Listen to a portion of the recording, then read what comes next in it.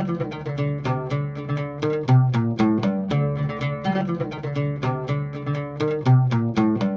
welcome to Sci-Fi Christian. I'm Ben DeBono, and here today I'm going to be reviewing the A&E TV miniseries or two-part movie, however you want to look at it, Longitude. So, the reason I'm reviewing this is if you followed this YouTube channel for a while, you know that over on the Sci-Fi Christian podcast, we occasionally run contests for various things, and sometimes one of the prizes we'll give out is that the winner can have me review something. So Brian won a contest.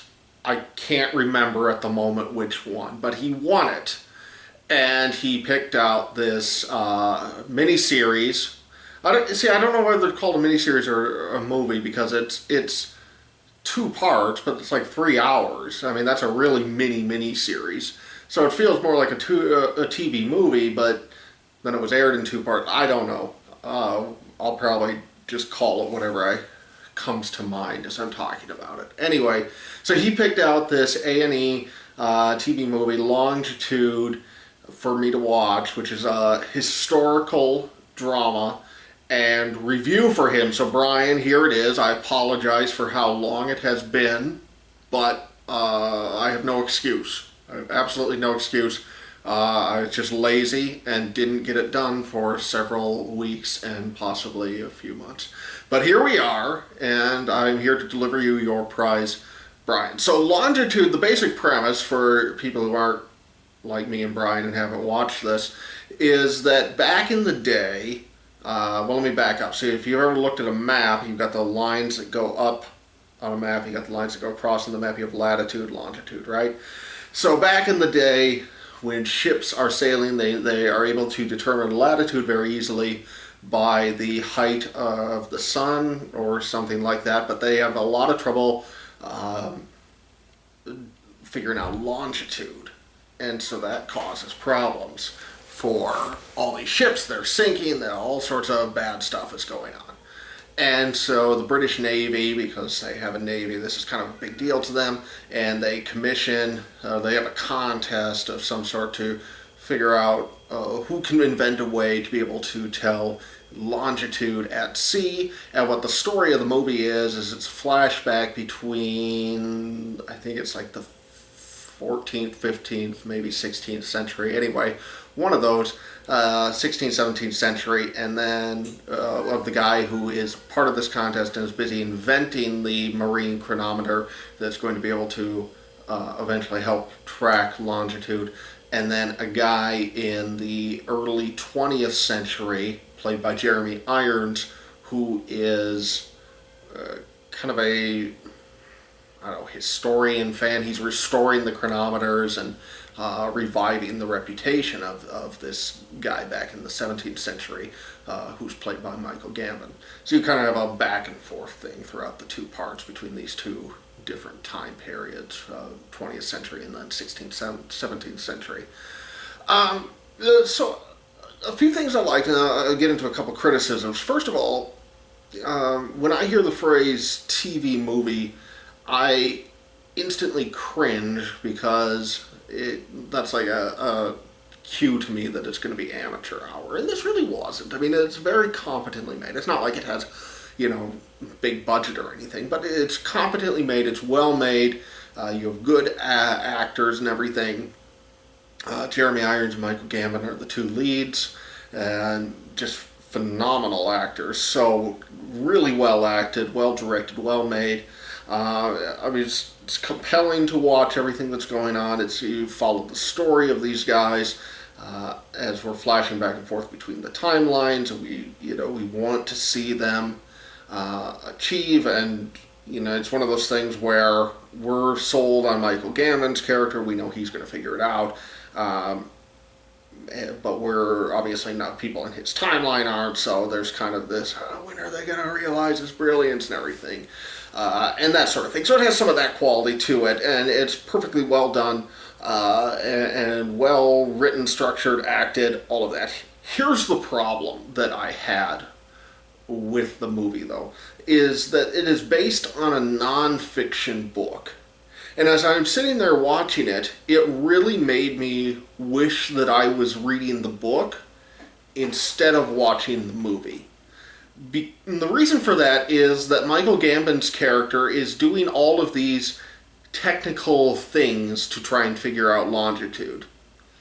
And without knowing exactly what he's doing, because a movie is just not very good medium for getting into the nitty gritty details of what he's doing and why he's doing it, it's difficult to really tell if we should be cheering him on, or if he's doing a good job, or what the issue is, or why this attempt failed or that one succeeded a little bit better. And you get some of that, but I at least found myself longing for the detail that a book on the subject would have provided that a movie simply isn't capable of providing. And that honestly is kind of a big problem.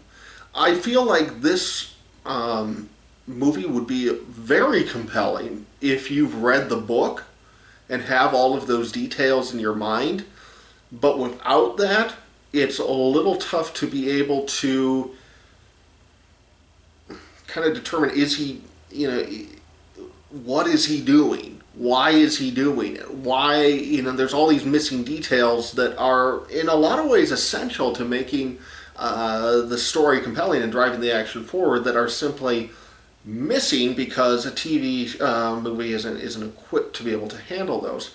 Now, I don't want to overstate the case. It's not like there's none of that there, but for me at least, I felt the lack, and I felt like this story would be a lot more compelling if I was reading the book.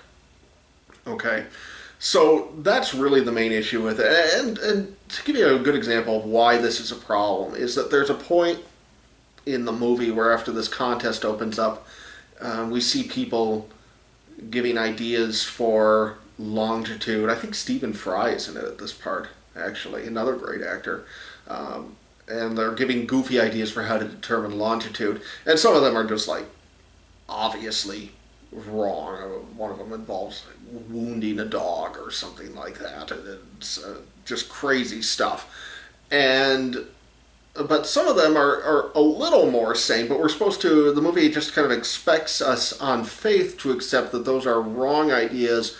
Well, Michael Gambon's character is on the right track, but it's outside of the really goofy ones like the dog. It's difficult to be able to determine why we should feel that way. We just kind of have to take the movie's word for it. Whereas in a book, and again, I haven't read the book, so I don't know if it does a good job of this or not, but in a book, presumably, the author can break down, well, this is where all these people were going wrong, and this is why even when Michael Gambon's character is failing, I probably wouldn't refer to him as Michael Gambon's character in the book, but you get the idea, he's on the right track with all of that stuff. And so I think that was my big frustration with it, and that really hampered my enjoyment of it somewhat. But that said, if you're into historical dramas, if you're into good acting, or if you've read the book, or the subject sounds interesting to you, by all means check it out. Without having read the book, I can't recommend it, but I would say that if the topic sounds interesting to you, I would recommend that order most likely, of at least skimming the book or getting an idea, or maybe even read the Wikipedia page on the guy's life and get some information on what he's doing. And I think that if you have those details in it, you're really going to enjoy this movie.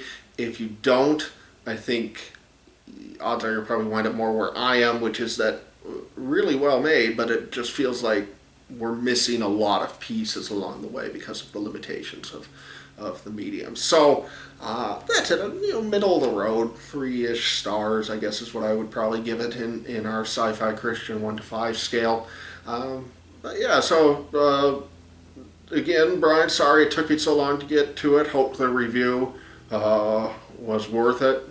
Maybe it was, maybe it wasn't, I don't know. Anyway, certainly I enjoyed it better than some of the other crap people have had me review. Somebody picked out Warehouse 13 for me in one of these contests, specifically because they knew I was going to hate it. So this was a major step forward from that, at least. Anyway, I guess that's all for now. I'm Ben DeBow, and this is the Sci-Fi Christian.